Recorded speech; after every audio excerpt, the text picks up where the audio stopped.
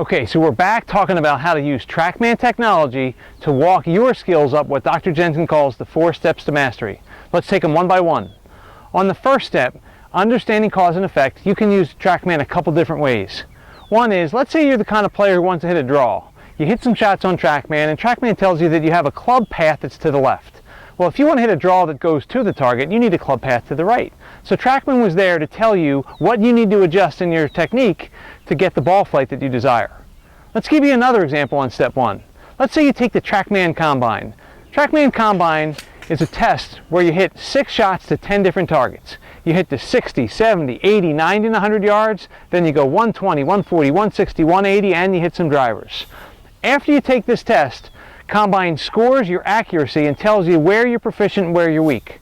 Let's say, for example, you're really good at 60, 70, and 100 yards, but you weren't that great from 80 and 90 yards. Well, TrackMan just told you where you need to spend some time practicing. So TrackMan gets your game moving in the right direction on step 1. All right, so now we're going to move on to step 2, but we're going to use the example that we had set up in step 1. Let's say you're that player who wants to hit a draw to the target, but you have a club path to the left. Well, you're going to get in here, you're going to hit some shots on TrackMan, and you're going to try and accomplish the feel that you and your coach worked on. Then you're going to have the opportunity to look at TrackMan's screen and tell you what actually happened. You're going to associate the facts and the feels. By practicing with TrackMan as your supervision, it's going to make the quality of your practice much higher so that your skill can climb to higher levels. All right, so now we're going to move on to step 3. A great way to use TrackMan technology in step 3 is to take an approach test. An approach test is a 10-ball test where you set up a distance. We're going to say 125 yards, and you hit 10 balls to that target, and TrackMan tells you how accurate you are. Let's say you hit your first couple of shots, and the first one goes 117, and the next one goes 115. Well, here's where the power of TrackMan comes in.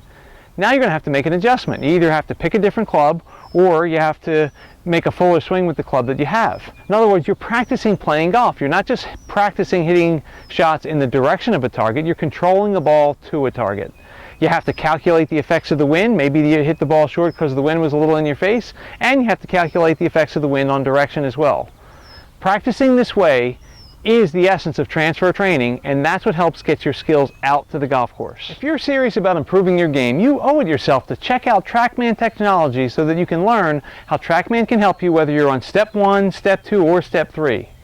I encourage you to go to gapgolf.org and search for TrackMan so that you can learn about TrackMan days at courses near you. And if you take advantage of TrackMan technology, you're going to play better golf.